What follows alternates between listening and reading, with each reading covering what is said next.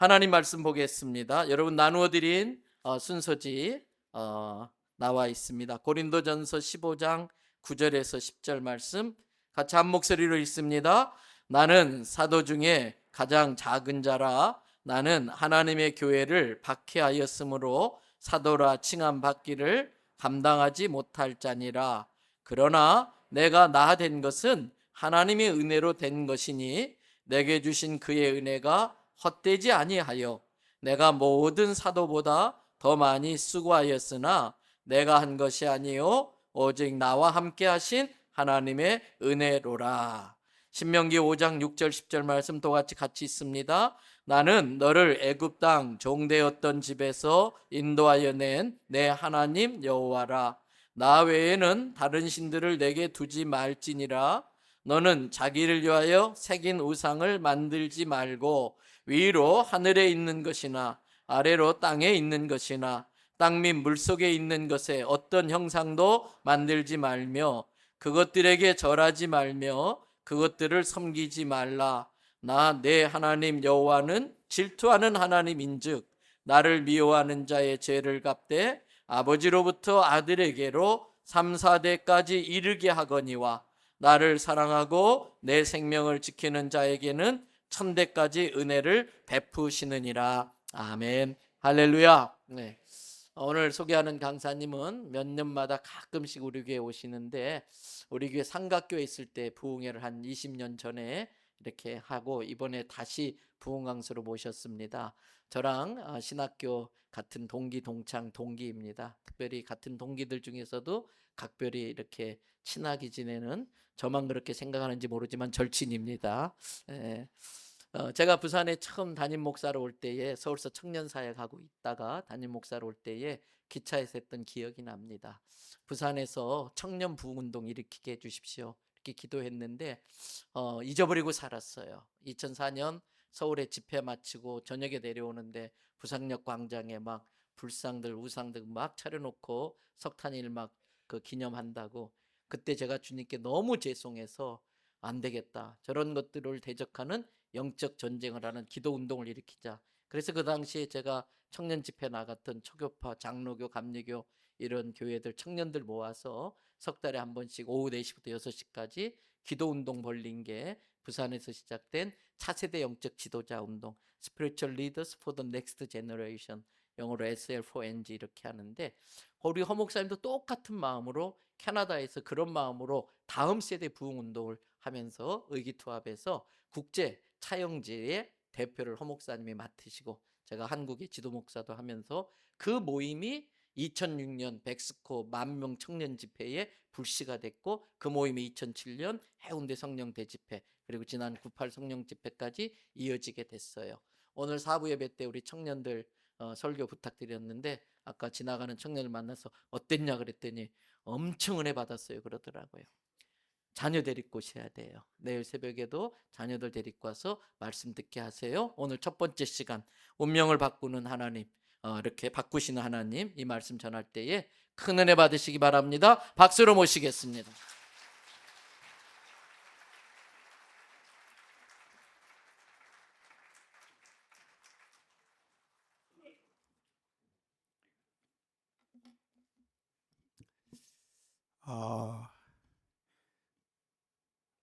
이렇게 하나님 은혜 안에서 예배드리면서 은혜를 사모하는 마음으로 주 안에서 만날 수 있어서 하나님 앞에 감사를 드립니다.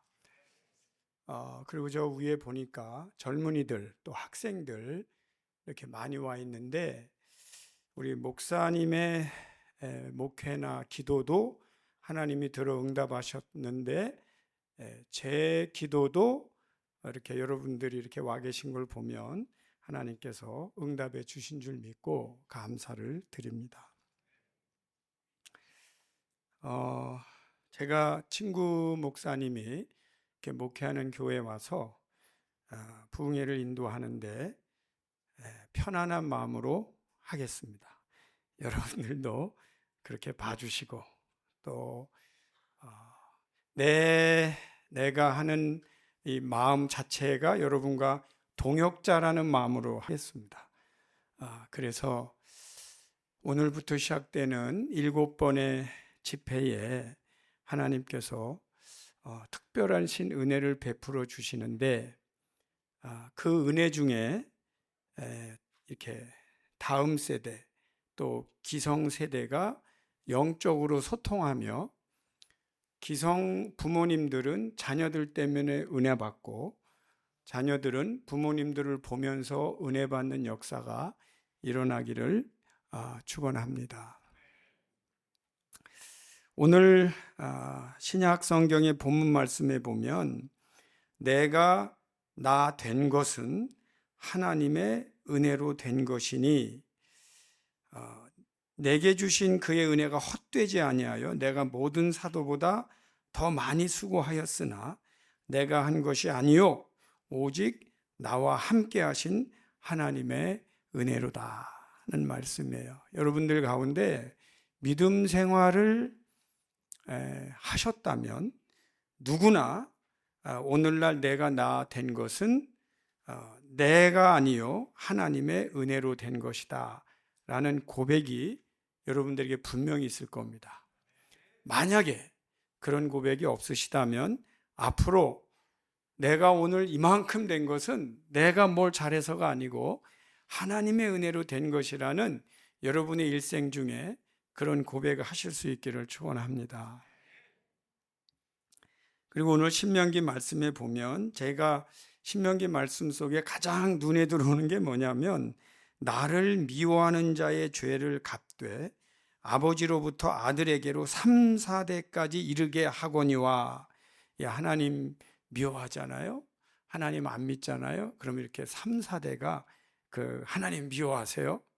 근데 그 하나님께서 미워한다는 말씀보다 제 마음에 콱 들어온 것은 뭐냐면, 나를 사랑하고 내 계명을 지키는 자에게는 1000대까지 은혜를 베푸느니라. 아멘.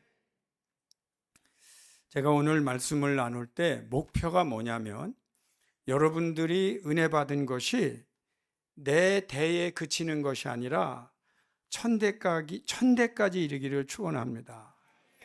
우리가 받은 은혜를 내 대에 그치게 한다, 이거는 너무 억울한 일이에요. 그런데 제가 보니까, 제가 목회도 한 40년 했어요. 저는 중학교 2학년 때 예수를 믿었고 오늘날까지 오고 있는데, 오늘 제가 좀 부족하지만 제 이야기를 좀 할 거예요. 그런데 제가 예수 믿어가면서 정말 발견하고 또 거듭 확인되는 게 뭐냐면, 하나님을 믿는 사람들의 후손들이 복을 받지 않을 수가 없다는 사실입니다. 믿으십니까? 만약에 이 가운데 내 대에 예수를 믿는다면, 만약에 이 가운데 지금 우리 가정에 내가 예수 처음 믿는다 하면은 그분은 틀림없이 선구자예요. 그리고 그분 때문에 그 가정이 살고, 그분 때문에 그 자녀들이 잘 되고, 그분 때문에 3대가 잘 되고 4대가 잘 되고, 아직 태어나지 않은 1000대까지 잘 될 줄 믿습니다. 여러분, 제가 그걸 어떻게 알까요? 하나님을 믿어서, 말씀을 믿어서 알긴 아는데 실제로는 제가 몸으로 체험하고 있습니다. 저는 사실 믿는 가정에서 태어나서 믿은 사람이 못 돼요. 그러다 보니까 여러분, 예수 믿는데 얼마나 거쳐야 할 것이 많은지, 제가 오늘날 이렇게 여기까지 올 때는 다 몸으로 떼어가면서 여기까지 온 거예요. 뭘 보고 자란 게 없으니까. 그런데 여러분이 아시는지 모르지만 우리 임 목사님은 아버님이 목사님이시라 내가 한참 달려가서 겨우 깨달았는데 다 알고 있는 거예요. 저 특권을 나는 훔쳐올 수가 없어요. 제가 도둑질해 올 수가 없어요. 그리고 하나님께서 먼저 수고하신 분들의 수고와 대를 이어 축복하시는데, 그 은혜를 무엇으로 설명할 수가 없어요. 거기에 있는 하나님의 은혜의 신비. 근데 다행인 것은 저의 이제 자녀들이 예수를 믿어요. 그리고 그 아이들이 복 받는 걸 보니까 내 덕은 좀 있는 것 같아. 예. 내가 몸으로 다 때우지 않아도 어깨 너머로 배우고 익힌 것들이 좀 있는 것 같아요. 틀림없어요. 그 중에 하나가 뭐냐면 그들은 나보다 더 큰 일을 할 수 있는 이미 준비된 영적 지도자라는 걸 알게 됐어요. 여러분 가운데 지금 자녀들이 여러분을 따라왔다. 그 사람이 지금 이 현장에서 은혜를 받고 있다. 그렇다면 그 자녀들은 틀림없이 여러분 부모를 능가하는 영적 지도자가 될 줄 믿습니다. 믿습니다. 야, 이게 너무나 놀라운 영적인 비밀이에요. 그런데 가끔 보면 자기 대에서 은혜를 다 먹고 다음 세대들에게는 은혜가 전달이 안 되는 신앙생활 하는 분들 계세요. 너무 억울해. 그리고 처신을 너무 잘못하니까 하나님께서 그 은혜의 축복을 막는 일들을 한단 말이에요. 근데 문제는 그분들은 은혜를 다 받은 분들이에요. 이번에 제가 그 설교하는 컨셉은 있어요. 컨셉이 뭐냐면 먼저 믿은 분들이 잘해야 된다는 거예요. 이번에 은혜의 컨셉은 먼저 믿은 분들이 잘하셔야 된다. 그걸 제가 어떻게 알았을까요? 저는요 30에 캐나다로 갔어요. 그리고 거기서 35년째 살고 있어요. 제가 몇 살인지 밝히진 않겠습니다. 네. 그런데 제가 30에 가기 전까지는 한국 교회가 막 부흥할 때였어요. 저는 부흥회에서 은혜 받았어요. 부흥회 때 막 은혜 받고 목사님들의 안수기도 축복기도를 굉장히 사모했어요. 그리고 은혜 받으려고 앞에 앉아서 막 박수치면서 했더니 부흥 강사님이 우리 담임 목사님에게 뭐라고 걔가 누구냐고 묻더니 걔는 신학해야 된다고 말씀하고 가셨다는 소식도 들었어요. 기도원에 갔는데 얼마나 많은 사람들이 안수기도를 받는지. 근데 나는 못 받았어요. 근데 가만히 눈 뜨고 부릅뜨고 보니까 목사님이 지쳐갖고 뒷문으로 나가시는 걸 알고 내가 뛰어가서 그 앞에 서 있었어요. 왜? 은혜를 사모하니까. 지금 되돌아보면 하나님의 은혜를 사모하는 그 마음을 하나님께서 긍휼히 여기셨던 것 같아요. 네. 그래서 그 한국교회가 막 부흥하던 시대에 제가 이제 기독교를 아는 거죠. 야, 기독교는 부흥하지 않을 수가 없는 종교예요. 기독교는 원래 창세기에는 창조, 특히 신약에는 구원. 그래서 창조와 구원이 일어나는 종교 안에서 부흥이 안 일어날 수가 없는 거예요. 그런데 제가 이제 캐나다를 가보니까 여러분 이렇게 큰 교회에 성도들이 이 성가대 수도 안 돼. 이 3분의 1 정도만 이 앉아 있고 그분들의 평균 연령이 60이 넘어요. 여러분 혹시 충격 안 받아요? 이게 뭐지? 그게 35년 전이라면 제가 캐나다 갔을 때 공부한다는 마음이 강했어요.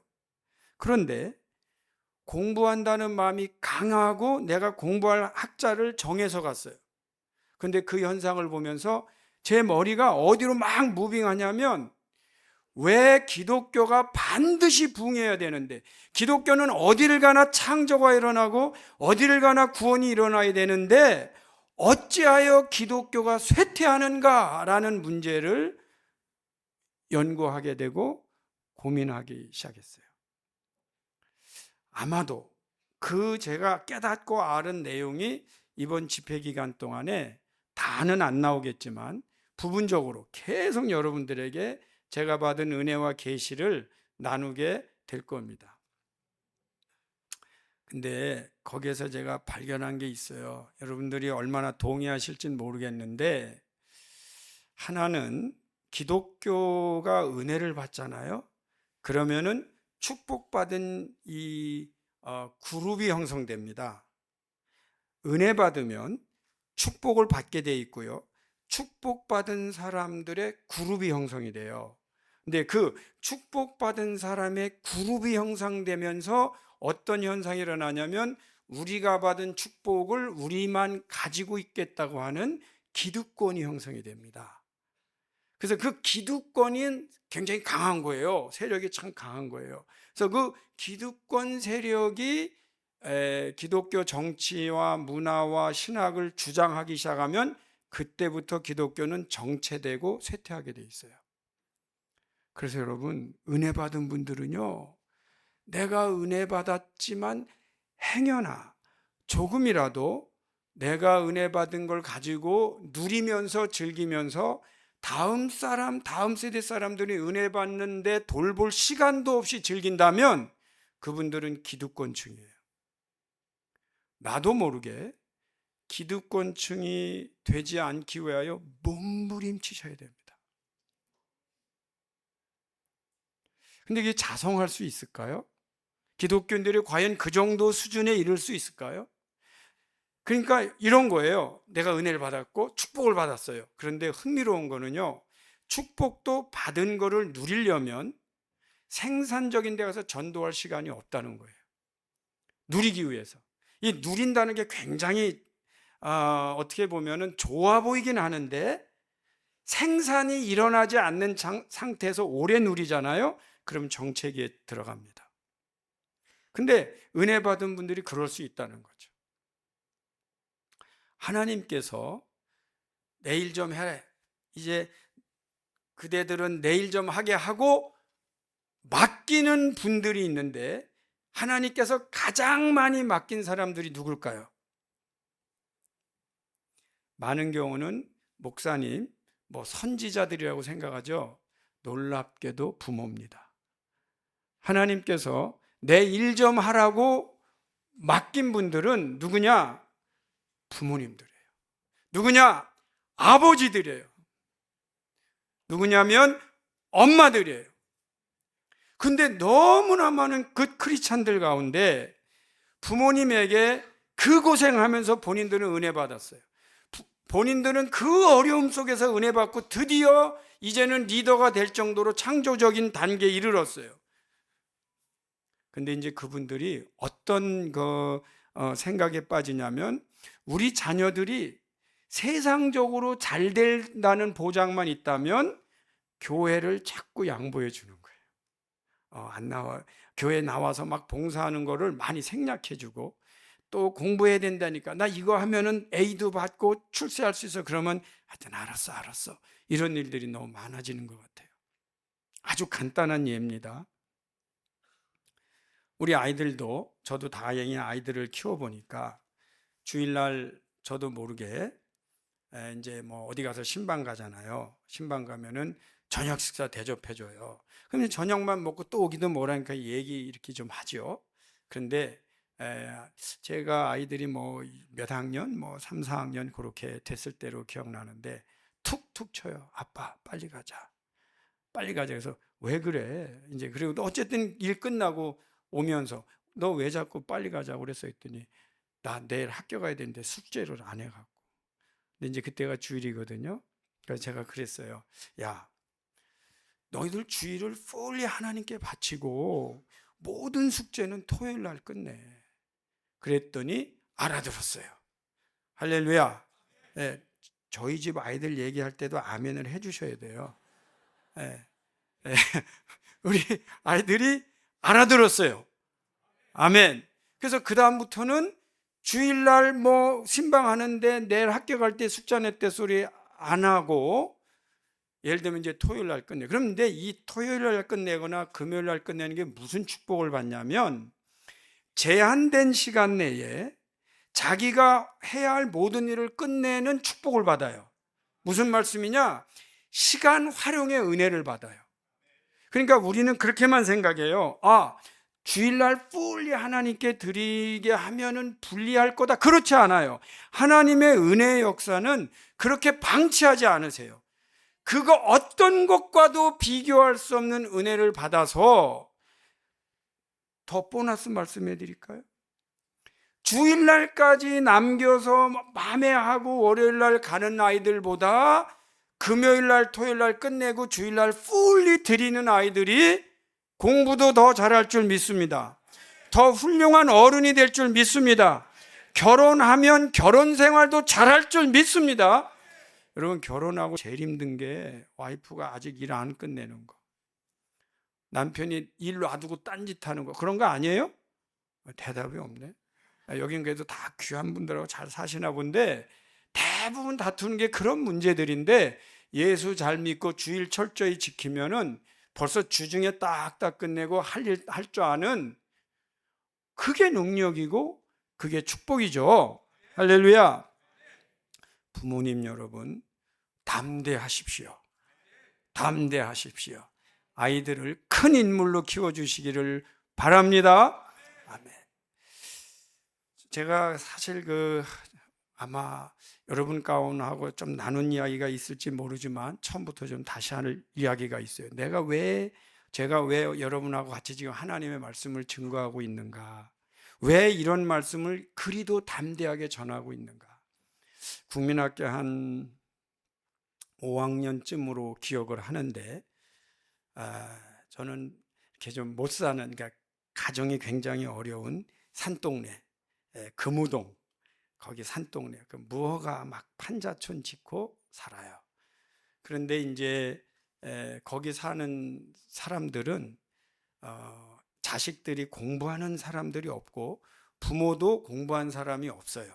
하루 벌어 하루 먹고 사는, 또는 먹을 것도 없는, 그리고 판잣집이기도 하고 정 그것도 못한 사람은 이렇게 굴 같은 땅을 파서 거기 안에서 그저 사는 그런 아주 열악한 지역에 제가 살고 있었어요. 그런데 어느 날 저희 어머님이 하도 속상하시니까 이렇게 돌아앉으시면서, 아이고, 내가 돈벼락이라도 맞았으면 좋겠다, 이렇게 한숨을 쉬면서 말씀을 하시는데, 제가 그 얘기를 들었어요. 들었는데 제 마음에 무슨 생각이 드냐면, 엄마, 그거 내가 해줄게. 어린 마음에 그날부터요, 제 마음에 이 죽음 외에는 그 마음을 바꾸지 않을 것 같은 굉장한 마음이 내 마음에 밀려들어왔는데, 앞으로 내가 돈을 번다 그런 개념이 아니고 돈을 긁어 모아서, 벌려면 시간이 없어요. 그래서 막 긁어 모아서 우리 엄마 아버지를 이렇게 모셔야겠다 하는 그 픽처가 생겼는데, 동네에서 막 지나면서 너무 좋은 집, 그런 집을 하나 사서, 저희 어머님이 사시는 방은 제가 당시에 500원짜리 현찰로 다 내 손으로 도배를 하려고 그랬어요. 바닥도 다 돈으로 도배하고 벽도 다 돈으로 도배하고, 어머님이 누워서 눈을 떠도 돈이 보이도록 천정도 다 돈으로 도배하고요. 그리고 제가 방석을 하나 만들어 드리려고 했어요. 잘 꾸매진 못해요. 근데 거기다가 돈을 막 집어넣어, 꽉 채워서 방석을 하나 만들어 드리면서 제가 어머님 앞에 선물하려고 했어요. 엄마, 평생 여기 앉아. 이게 돈방석이야. 이게 돈방석이야. 그 결심이 얼마나 컸던지 그때부터는 세상을 증오하기 시작했어요. 여기 보니까 높임말 잘 사용하자고 그랬는데, 저는 그때부터는 맨 세상 이것들 내가 다 어떻게 하고 이런 마음으로 이렇게 있었어요. 그런데 문제가 뭐냐면, 중학교 2학년 때 제가 교회를 나가서 은혜를 받은 게 문제였어요. 여러분, 은혜 받고 나니까요, 너무 괴로운 거예요. 왜냐하면 내가 지금 몇 년을 이를 갈면서 준비하던 거와 하나님의 은혜가 안 맞는 것 같아. 근데 은혜를 받았는데 너무 괴로워요. 그래서 저는 교회 다니면서 너무 괴로워했어요. 그리고 교회 가서 기도할 때, 뭐 이렇게 아름다운 말로 기도하지 못했어요. 그냥 매일 하나님, 나 어떻게 하면 좋아요? 은혜는 굉장히 받았어요. 근데 꿈은 맨 저주하면서 돈을 모으려고 하는 거니까 이게 막 싸우는 거예요. 그러니까 하나님, 나는 어떻게 하면 좋아요? 매일 교회 가면서 그냥 땅을 치면서 기도하는데 이게 많이 때리면 어떤 일이 일어나냐면 이게 막 일어나갖고요, 터져요. 그래도 막 기도하는데 이게 끈적끈적 막 터진 거 알아요. 그래도 멈추지 않고 막 때리고 계속 기도하는 거예요. 이 바닥을 치면서, 그때는 이제 마룻바닥이고 저 교회 의자 그런데 치고 기도하다가 어느 날은 그런 거 있죠. 어린 학생이 하나님 앞에 좀 가까이 가고 싶은 마음이 들었어요. 그래서 저기 의자에 앉아서 기도하다 말고 앞으로 걸어 나왔더니 이 앞에 이제 한국교회는 이 앞에 또 이렇게 강대상이 하나 더 있어요. 거기까지 딱 왔어요. 왔는데 그 앞에 무릎을 꿇고 또 계속 기도하는데 몇 년 했는지 어쨌든 괴로우니까 하나님께 저 은혜 받고 또 이렇게 괴로워하니까 집에서도 너 교회 다니지 마. 너 인상 그렇게 쓰고 다니려면 아예 다니지 마. 막 그런 얘기를 들었어요. 그래도 막 그냥 하나님 앞에 가서 기도는 하는데 어느 날 기도하다 보니까 소리가 이상해요. 그래서 기도하다 말고 눈을 떠봤더니 그래도 제가 청소년 때 주여 어떡하면 막 한쪽만 몇 년 때렸더니 한쪽이 떡 깨져 버렸어요. 제가 강대상 하나를 깨트린 거예요. 여러분, 강대상 비싸요. 여러분, 그 왜 기도하다 말고 자기가 깨트린 강대상 막 맞추려고 이렇게 고민하는 거 어떤 기분인지 아세요? 그런데 그래도 어떻게 막 튀고 하다 보니까 덜컥 나오면서 이게 맞았어요.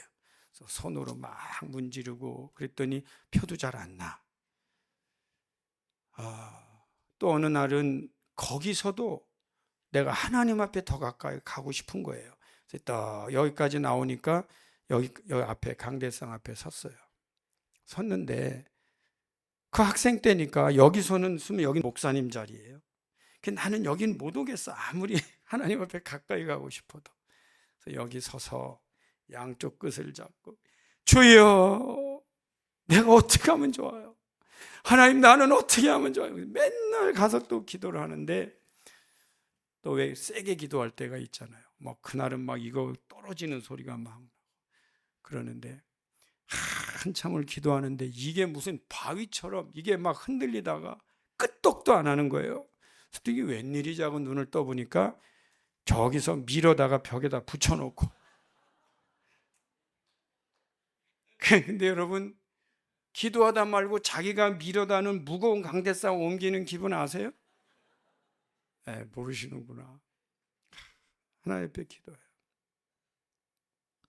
어떻게 될지 모르는, 그런데 그때 제가 하나님의 은혜와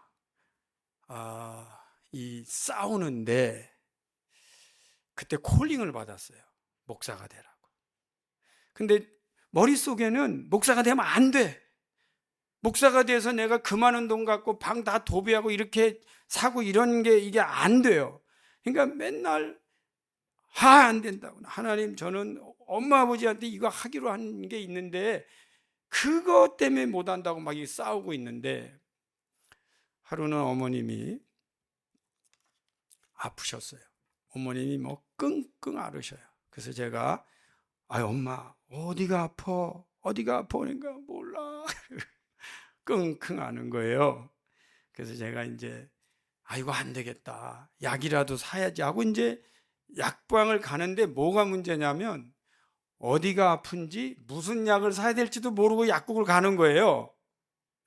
근데 제가 집에서 나와서 약국을 가는 거리에서 하나님의 음성을 들었어요. 마음으로. 하나님께서 제 마음에 뭐라고 그러시냐면, 야, 너 엄마가 어디가 아픈지, 무슨 약을 사야 될지도 모르면서 너 자꾸 엄마 책임진다고 그러지. 엄마는 나한테 맡기고 너는 내 길을 가라. 그래서 제가 약을 사러 가다가 돌아왔어요. 돌아오면서 기도했어요. 하나님, 그러시면 책임져 주세요. 우리 엄마 아버지 굶지 않게, 그리고 내가 그 할 수 있게 책임져 주세요 하고 맡기고, 그리고 결단을 하고 이제 제가 신학교를 가기로 이렇게 결단을 했어요. 그런데 그 와중에 저에게 엄청난 은혜의 체험이 한 번 더 있게 됩니다. 이제 교회를 다니면서 은혜를 받았는데 이게 참 괴롭고 막 이거의 싸움이 오래되고 있는데, 오늘 제 말씀 중에 하나가 뭐가 있냐면, 하나님의 은혜를 받을 때, 하나님의 은혜를 받을 때 그 순간이 사명도 받는다는 거예요. 잘 생각해 보세요. 여러분들이 은혜 받을 때 그 은혜는 그 사명이에요. 예를 들면 아픈 분들을 위하여 기도하면서 은혜를 받은 분들은 아픈 분들을 고쳐주는 사람이 돼요. 가난한 사람들을 어떻게라도 도와주려는 마음을 가지고 은혜 받은 분들은 그 많은 어떤 특별한 물질의 은혜를 받고 그걸 가지고 가난한 사람들을 도와주는데 은사를 받아요. 여러분들이 공부를 못했어요? 근데 공부를 못하고 특별히 은혜를 받아서 잘하게 된 분들은 공부를 못하는 사람들을 가르치는 은혜를 받고 사명을 받아요. 그러니까 은혜 받은 그 순간에 사명도 받습니다. 근데 여러분이 잘 생각해보고 나는 안 그런데, 그러면 그건 잘못된 거예요. 다시 한번 옛날로 돌아가 보세요.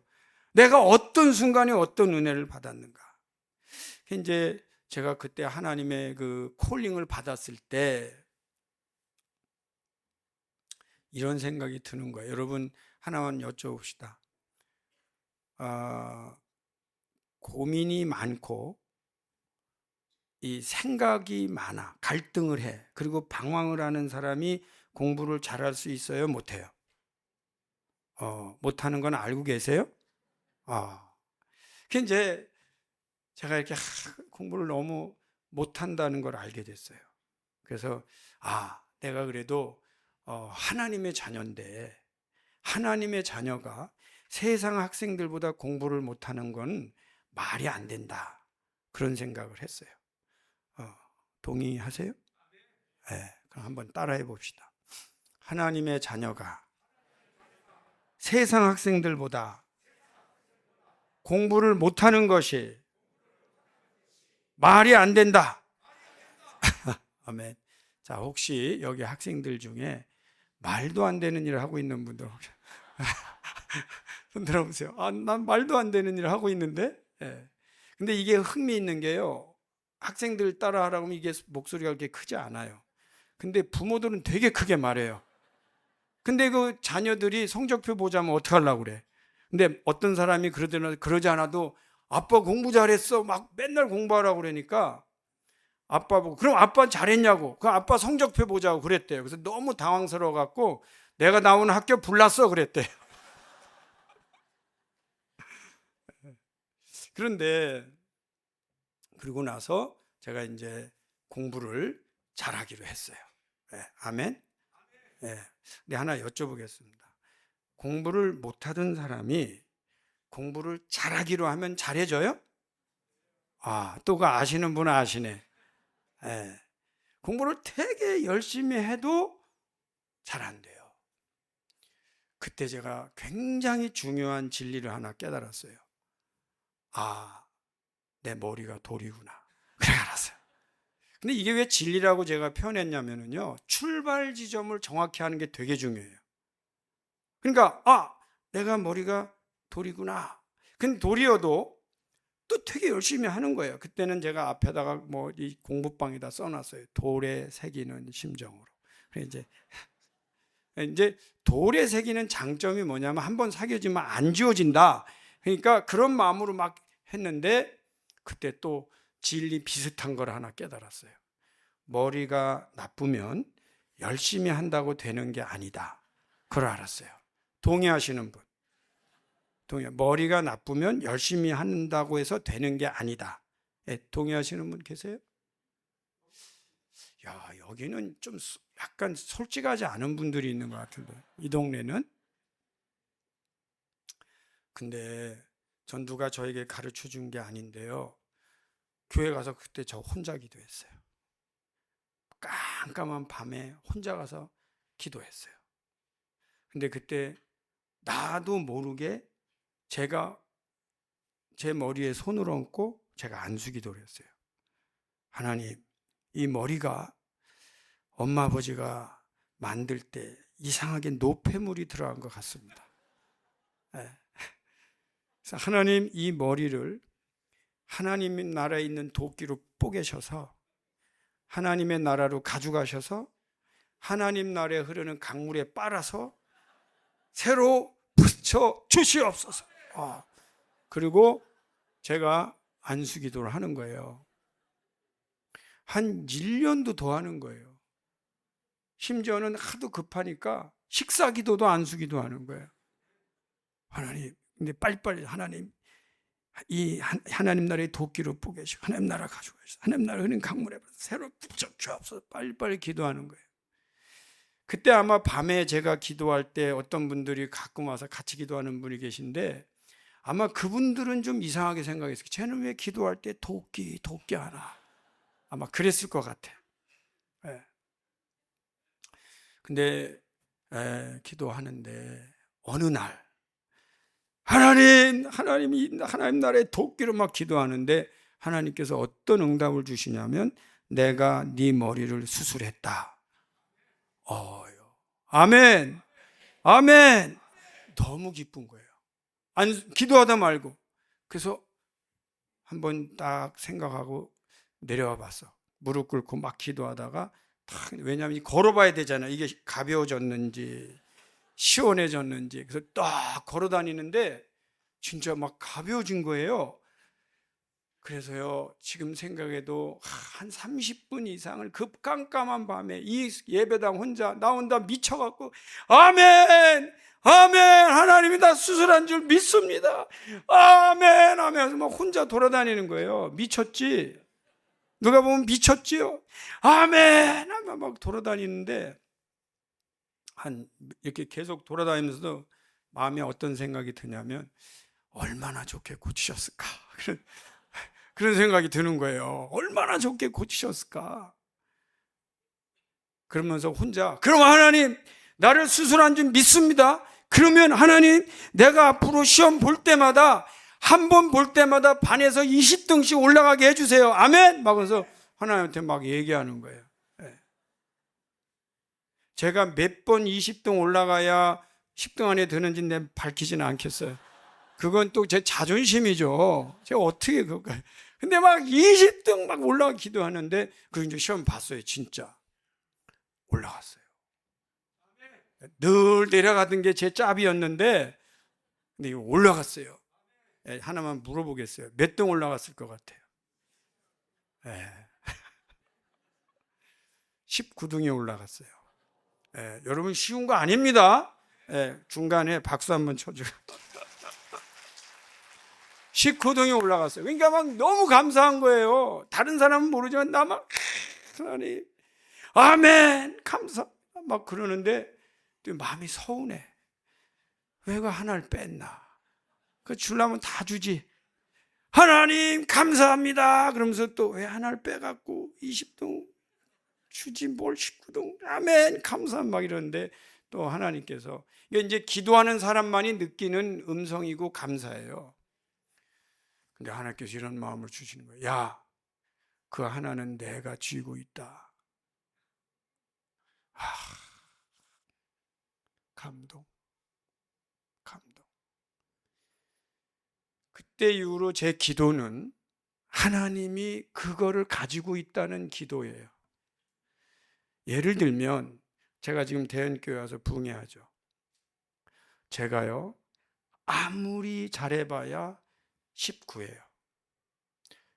사람에게 은혜를 끼치고 사람에게 변화가 일어나는 역사는 그 하나를 가지신 하나님이 하시는 줄 믿습니다. 그래서 하나님, 제가 부흥회 가서 최선을 다하겠습니다 이렇게 기도 안 하고, 하나님 그 하나를 이번에 풀어주옵소서. 하나님 그 하나를 하나님이 풀어주옵소서. 근데 제가요, 이게 어디까지 갔냐면, 박사과정에 가서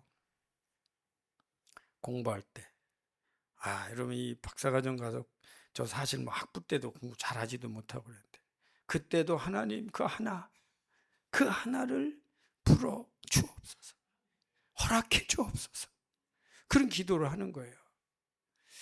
사실 제가 이제 저희 때는 학급이 한 57명이었어요.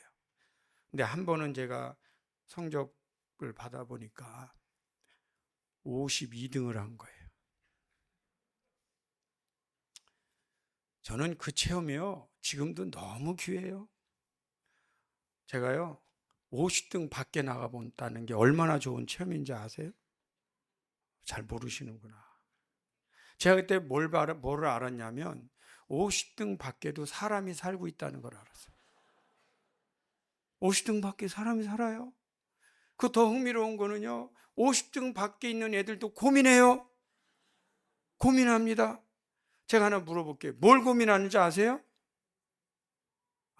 모르시는구나. 성적 가지고 고민해요. 50등 밖에 있는 애들도 성적 가지고 고민해요. 근데 이제 어떤 차이가 있냐면, 50등 밖에 있는 애들은 이렇게 뭐 숨어서 뭐 학원 다니고 얌체같이 그렇게 안 합니다. 의리가 있어요. 안 해버려 같이. 네. 하여튼 50등 밖에 있는 애들은 의리가 있어요. 그리고 공부 잘하는 애들을 미워해요. 저 새끼들은 빨리 전학 보내야 된다는 거야. 우리가 막 괴롭혀서 전학 보내서 우리는 아무 공로 없이 50등 안에 들어가야 된다는 거지. 이런 거 50등 밖에 나가보지 않은 사람은 그 문화를 몰라요. 그리고요, 흥미로운 거는 공부 잘하는 애들은요, 틀리잖아요. 시험 틀리잖아요. 그러면은 공부 안 해서 이거 틀렸다고 그러잖아요. 50등 밖에 있는 애들은 그렇게 생각하지 않아요. 선생 새끼가 이걸 문제라고 내냐 그렇게 말해요. 이런 따위 문제를 내니까 우리가 틀리지 막 이래요. 그런데 저는요, 지금도요, 공부 못하는 애들만 보면 안아주고 싶어요. 오늘도 안아주고 싶은 사람이 몇 명 보이긴 하는데 막 안아주고 싶어요. 위로해주고 싶어. 괜찮아. 은혜만 받으면 할 수 있어. 하나님의 은혜는 이 머리도요, 바꿔요. 그래서 제가 그 뒤로 사실은 안수기도를 해줘요. 제가 체험을 해서 그런지 지금이라도 하나님은 안수해서 이 돌을 변화해 떡으로 만드시는데, 변화시켜서 쓰실 줄 믿고 제가 안수기도 많이 해줍니다. 제가 안수기도를 또 많이 하다 보니까 이제 또 그쪽의 은사를 가지고 안수기도를 많이 하다 보니까 어떤 때는 이렇게 머리 기도하다 보면 벌써 느낌이 와요. 얘는 보통 돌이 아니다. 느낌이 와요. 그러면은 기도하다가도 물어봐요. 야, 너 머리 왜 이래? 그래서 제가 말해줘요. 너는 내가 볼 때 한 번 갖고 이거 안 돼. 집회 내내 받아. 막 그래요. 근데 또 그런 애들이요, 막 다리 붙들고 알아요. 도와주세요. 막 제가 막 눈물이 나요. 아니, 못하고 싶어서 못하나?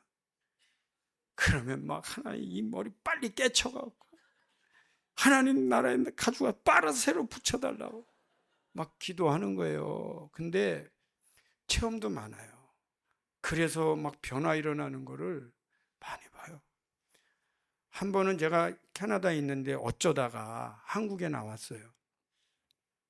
근데 내가 옛날에 기도해 준 학생을 한국 지하철에서 만났어요. 근데 걔는 또 재밌는 게 지하철이 서니까 내 손 잡고 막 끌고 내려. 그래서 왜 그러냐니까 그 왜 지하철 기둥 있잖아요.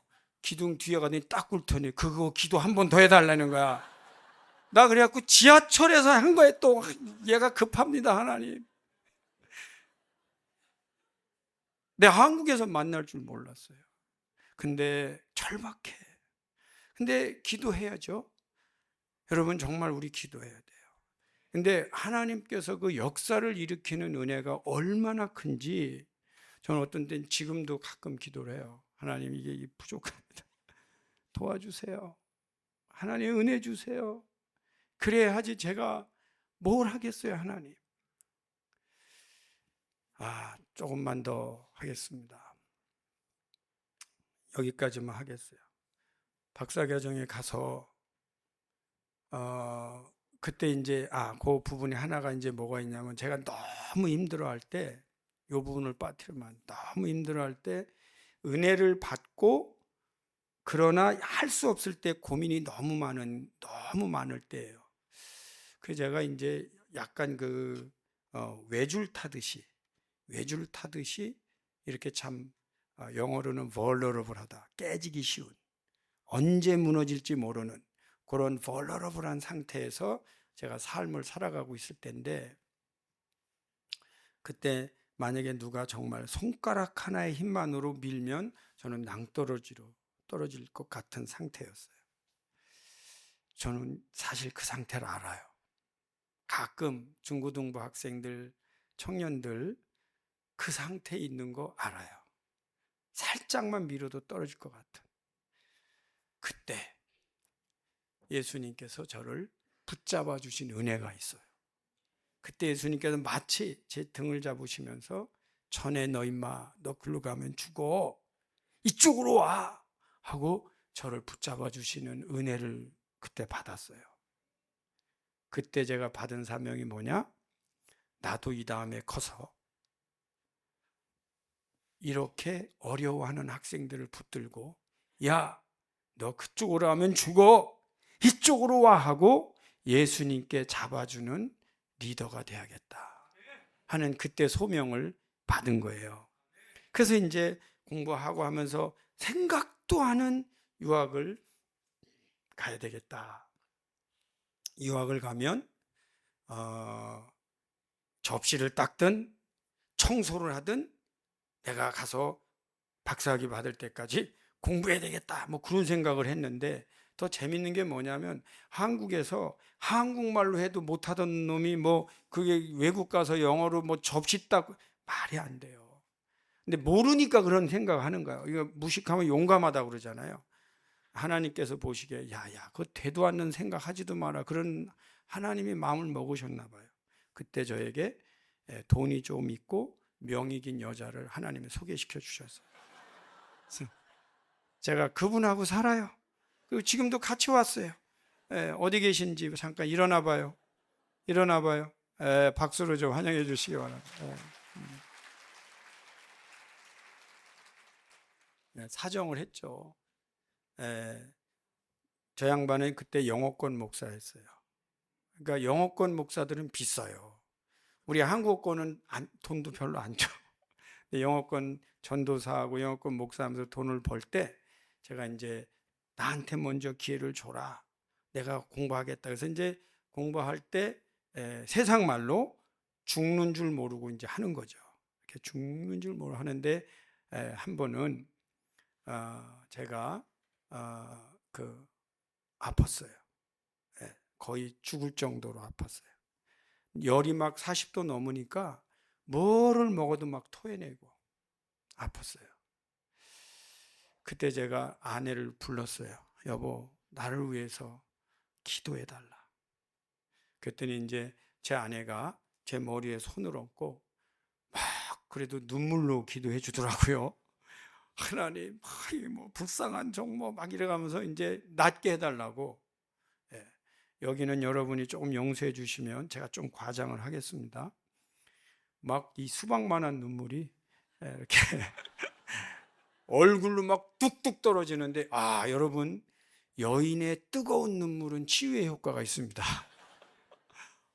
기분이 좋아요. 그때 제가 기도를 받고 뭐라고 말했냐면, 여보, 만약에 내가 죽으면 당신만이라도 나를 순교자로 쳐줘라. 그러면서 이렇게 말했어요. 당신은 알지 않냐, 내가 왜 이러는지. 내가 중학교 때 만났던 그 하나님, 그리고 리더가 되겠다고 와서 이 고생하지만 그걸 못 이루고 죽을 수도 있는데 이것도 순교로 쳐줘라. 근데 정말 이게 죽을 것 같은 거예요. 근데도 너무 힘들어, 아파요. 그래서 우리 두 아들, 거기서 태어난 아이들을 또 불렀어요. 차영아, 주영아, 아파 죽을 것 같아, 기도해줘. 그랬더니 또 이 아들들 둘이서 우리 아빠 안 아프게 해주세요, 우리 아빠 안 아프게 해주세요 막 하는데, 야, 이 아이들의 수박만한 뜨거운 눈물이 막 얼굴에 투투투투 떨어지는데, 제가 그때 신비의 은혜의 체험을 했어요. 열이 떠나는 거예요. 저는 그때 하나님께서 이 고참 목사 기도도 안 들어주시고 아내의 뜨거운 눈물의 기도보다도 우리 아이들의 순수한 기도를 들어주시는구나. 여러분, 너무 힘들고 어려운 일 있잖아요. 아이들의 기도를 받으세요. 제가 오늘 예배드리는 컨셉이 그거라고 그랬죠. 아이들의 기도를 통해서 은혜를 받게 돼요. 제가 한국에 나올 때, 부흥회하러 나올 때입니다.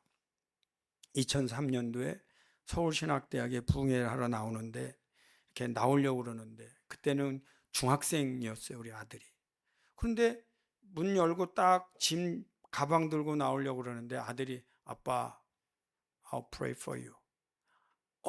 그래. 내 그냥 문간에서 내 손에 얻더니, 그 아들이, Dear Heavenly Father, this man is so important. My father is going to Korea to preach your word. Give him your wisdom and strength. Use this wonderful man as your instrument. 막 기도를 해주는데, 여러분 이게요, 막 문간 나서다가 부흥회를 하고 오니까 설교가 얼마나 강력하게 할 수 있는지 제 마음에 이런 마음이 그때 드는 거예요. 나 이번 부흥회 잘할 거야. 왜? 아들의 기도를 받고 왔는데. 여러분, 아들의 기도를 받고 사업하는데, 아들의 기도를 받고 직분을 감당하는데, 딸의 기도를 받고 직분을 감당하는데 엄마 아버지들이 담대해질 수밖에 없는 겁니다. 그래서 이번에도 나오면서 제가 요청을 했어요. 아들 기도해줘. 또 기도받고 나왔어요. 그래서 제가 오늘도 잘할 수 있어요. 아멘. 네. 자녀들의 기도를 받고 일할 수 있기를 바랍니다. 우리 자녀들 담대하세요. 아빠가 아파요? 엄마가 아파요? 내가 엄마 아빠 기도해 줄게. 우리 엄마 허리 낫게 해주세요. 우리 아빠 안 아프게 해서. 여러분 자녀들이 기도해 주시잖아요. 놀라운 것은 그 어린아이들이 잘 하지도 못하는 기도를 하나님이 들어주신다는 거예요. 네, 오늘에 와서 제가 이제 여러분하고 이 말씀을 나누면서 제가 그 뒤로 차세대 영적 지도자를 키우는 일을 해야 되겠다 하고 답을 얻었어요. 왜냐? 우리 그 교회가 먼저 기득권이 있거나 무지한 분들은 다음 세대에 복음을 전하는 일이 얼마나 시급한지를 모르고 축복받은 거를 즐기기만 해요. 그러다 보니까 어떻게 되느냐? 서양교회가요, 다음 세대는 안 올라오고 그 많은 축복을 누리다가 그냥 큰 교회가요, 아이들은 하나도 없어요. 제가 오늘 청년 예배 설교하면서 아마 감사한 거예요. 우리 대연교회 이렇게 많은 청년들이 나와서 예배드리는 게 한국교회에 지금 이거 찾아보기 어려워요. 지금 이 한국교회의 메인라인 철치가 장로교라고 그러잖아요. 통합측. 그 몇 년 전 통계에 의하면 통합측에 있는 교회들도 50% 이상의 주일학교가 없다는 통계가 나왔어요. 거기에 비하면 우리 대형교회 얼마나 건강해요. 이게 얼마나 큰 은혜인지 여러분 아세요? 너무너무 감사해요. 저들이 은혜 받으면 어떤 일을 하느냐? 여기 계신 분들 이렇게 다 하나님 나라 가셔도 자녀들이 이 자리를 다 채울 줄 믿습니다. 그러면 미래를 개척하는 교회가 되는 거예요. 이제 그거를 보고 나서 제가 집회할 때마다 이제는 그 얘기를 여러분들하고 나누는 거예요. 예를 들면 내가 없어진 자리에 나보다 더 튼튼한 나무가 자라도록 기도해 주십시오. 내가 없어진 자리에 나보다 더 아름다운 꽃이 자라나도록 여러분 그렇게 준비하고 기도하시기를 바랍니다. 몇 가지 은혜를 간단하게 정리를 하겠어요. 하나님의 은혜가 인생을 결정합니다. 하나님의 은혜를 받으면 이게 이제 the grace of God, the grace of God decides our destiny. 좀 이상하긴 하지만 하나님의 은혜가 우리의 운명을 결정해요. 하나님의 은혜는 그 일을 하실 수 있어요. 그런데 제가 살아보니까요, 은혜를 일찍 받는 게 좋습니다. 왜 그러냐면은 이 은혜 받잖아요. 그럼 그 다음부터 리더가 되려면 5년 내지 10년, 그리고 좀 더 잘 갖춰진 영적 지도자 되려면 20년, 30년 배우고 훈련이 돼야 되는데, 만약에 내가 60살에 예수 믿었다, 훌륭한 리더가 되기에 죄송하지만 좀 늦은 것 감이 있어요. 막 뭔가를 갖출 수가 없어요. 그런데 중고등부 때 믿었다, 중고등부 때 할 수 있는 모든 임원을 다 하세요. 하시라고. 교회에서 시키는 일 다 하시라고. 그러면 리더가 될 수 있어요. 만약에 여러분들 가운데 아직 교회 다니면서 뭐를 맡은 일이 없다, 그럼 빨리 담당 전도사님이나 목사님께 가서 상의하세요. 저 아무거나 시켜주세요. 나 뭐 하겠다고 말하세요. 그래서 시켜주면 그걸 하면서부터 여러분은 리더로 디벨롭이 되기 시작합니다. 교회에서 자란 사람들, 교회에서 일하면서 큰 사람들은 회사 가도 잘합니다. 야유회 갔어요? 너 누구 사회 보라고 다 쭈삐쭈삐 안 하려고 그러는데 교회 다니는 사람, 중고등부 회장, 청년회 했던 사람 시키잖아요? 너무 잘해요. 그럼 아마 사장님이 물어볼 거예요. 너 어떻게 이렇게 잘하냐? 그때 여러분이 간단히 말하면 돼요. 이거 교회에서 늘 하던 겁니다. 그리고 가도 돼. 이거 쉬워요. 뭐 이 정도는 우리 늘 하면서 컸습니다. 그런데 사장님들은 걸 눈여겨봐요. 여러분 승진 빨리 될 줄 믿습니다. 이미 다 교회에서 하던 거예요. 여러분 교회에서 시키는 거 다 하세요. 그러면 어디 가도 그게 몸에 배요. 의자라도 날르는 거예요. 어디 가도 그게 배,입니다. 그리고 은혜 받아요. 그 기도하고, 그리고 이제 막 우리가 가지고 있었던 은혜가, 그 능력들이 막 꽃을 피기 시작해요. 그러므로 은혜는 일찍 받을수록 좋아요. 그런데 여러분들이 받은 그 은혜를 가지고 어디다 써야 되느냐가 참 문제예요. 그 받은 바 은혜를 하나님의 나라와 영광을 위해서 쓰기 시작하셔야 됩니다. 지금 제가 보니까 난 또 이렇게 성가대도 많고 이렇게 잘하는데도 본 적이 없네. 참고로 저는 음악을 들을 줄 몰라요. 근데 하여튼 잘하는 것 같아. 내가 이렇게 보니까 숫자는 확실하고. 근데 여러분들이 받은 바 은혜를 하나님께 쓰는 분들은 은혜가 성장한다는 거 아세요, 여러분? 하나님의 은혜가 성장한다니까요. 그래서 그게 비전이 되는 거예요.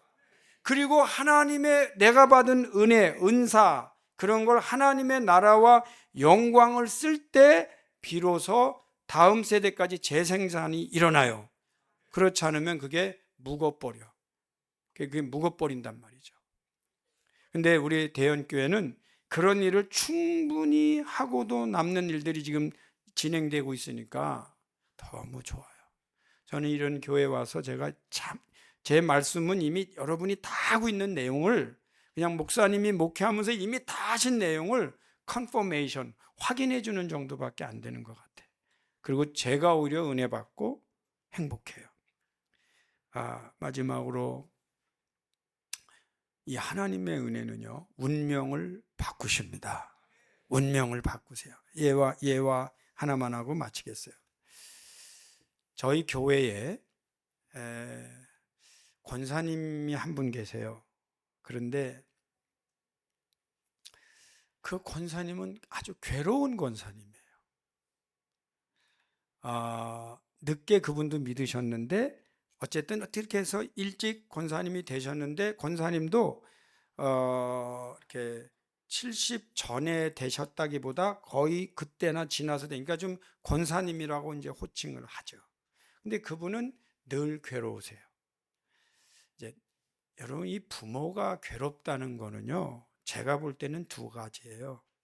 하나는 자녀가 부모보다 먼저 떠났거나, 아니면 자녀들이 가정이 깨졌거나. 근데 이분에겐 두 가지가 다 있어요. 그래서 제 마음에 그분이 언젠가는 저에게 그 얘기를 털어놓을 거라고는 알고 있었지만 내가 묻지는 않았어요. 근데 이제 이민교회에서 담임 목사가 어떤 땐 픽업도 해요. 권사님 또 모시고 노인 아파트에 이제 모셔다 드리는데, 그날 드디어 그분이 아주 이렇게 목으로 이렇게 넘어가는 가느다란 목소리로 저에게 말을 거셨어요. 목사님, 나는 왜 이래요? 내가 하나님 앞에 벌을 받았나 봐요. 그래요. 제가 무슨 말하는지 다 알았죠. 권사님, 오늘은요, 제가 권사님 문 앞에 모셔다 드리고 가지 않고 권사님의 방에까지 들어가서 기도해 드리고 갈게요. 그랬더니 이제 감사해요 하고 이제 도착해서 차 세우고 방에 올라갔어요. 방에 올라가서 권사님 소파에 앉으세요. 제가 권사님을 축복 기도할 겁니다. 그런데 무슨 기도를 할 거냐면 권사님의 운명을 바꾸시는 하나님 기도를 할 겁니다. 권사님이 지금까지 어떤 인생을 살았던, 어떤 일이 권사님에게 일어났던 남은 여생에 하나님이 그동안의 모든 운명을 바꾸셔서 하나님이 영광 받으시는 운명으로 바꿔달라고 기도할 겁니다. 제가 이걸 왜 설명하려고 했냐면, 그 모든 생각을 다 떨쳐버리고 이제는 운명을 바꾸시는 하나님을 기도하라고. 이제 그리고 나서 그날 안수기도를 해주기를, 하나님 아버지, 이 권사님에게 아픔이 있고 슬픔이 있습니다. 그리고 지금까지는 인간적으로 어떤 잘못을 해서 어떠한 일들이 이 가정에 있었던, 은혜의 하나님께서 그 모든 것을 용서해 주시고 감해 주시고 앞으로는 이분의 운명을 하나님의 일을 하는, 하나님 남은 여생이 더 빛나고 아름답도록 이 운명을 받고 주옵소서. 축복 기도를 했어요. 결론만 말씀을 드리면, 그 뒤로 그 손자들이 둘이 있는데 우리 교회를 나와요. 그래서 손자들도 불렀어요. 내가 너희들 위해서 기도할 일이 있다. 너희들의 운명을 바꾸시는 하나님 믿느냐? 그랬더니 믿는다고 그래요. 그러면 하나님은 지금이라도 어떻게 살았던, 왜냐하면 머리는 있는데 대학은 갔는데 다니질 못해요. 돈이 없으니까. 아프죠? 그래서 또 기도해 주는 거예요. 하나님, 이 지금까지 가문의 어떤 이 부정적인 이 모든 것을 하나님 바꿔달라고. 여러분, 이 그 부정적인 게 흐르면요, 하나님의 은혜로 이걸 단절시켜야 돼요. 완전히 바꿔야 되거든요. 근데 축복 기도를 했어요. 결론적으로 그분들이 얼마나 은혜를 받고, 그리고 지금은 둘 다 목사가 됐어요. 그리고 먼저 가정이 깨지고 자녀가 잘못 드는 일은 끝났고, 누구보다도 우리 그 두 남자인데 은혜 받으니까요, 부인도 잘 골라요. 우리 교회에서 제일 예쁜 애들을 그냥 또 아내로 맞아갖고, 근데 제가 뭘 했어요? 주례도 했어요. 근데 또 하나는 우리 교회 나온 지 얼마 안 돼요. 근데 이 자매가 은혜를 받았어요. 그래서 제가 세례를 주고, 그런데 신학교를 간다고 그러더니 여기 이 사람들하고 만나서 지금은 교회를 개척해서 남편이 담임 목사, 부인이 교육전도사로. 할렐루야. 자녀들이 얼마나 잘 되는지 몰라요. 저는 목회하면서 너무나 분명하게 보는 거예요. 여러분, 하나님의 은혜가 인생을 결정합니다. 하나님의 은혜는요, 우리의 과거가 어찌 됐든 그건 묻지 않으세요. 그 운명을 바꾸시고 하나님의 도구로 사용하시는 줄 믿습니다.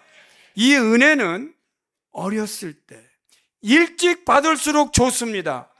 혹시 여러분 가운데 연세가 드신 분이라도 지금까지 인생보다 하나님의 은혜를 믿고 지금부터 기도하시면, 말씀대로 믿는다면 여러분은 천대까지 복을 받는 가문이 될 줄 믿습니다. 이 기도 멈추지 맙시다. 이번 집회 기간 동안에 여러분의 그 은혜가 막 차고 흘러넘치고요, 자녀들과 여러분들의 은혜가 소통을 일으키면서 지금 우리 인생에 상상할 수 없는 도저히 안 될 것 같은 문제들이 풀어지고 해결되는 은혜를 누리시기를 축원합니다.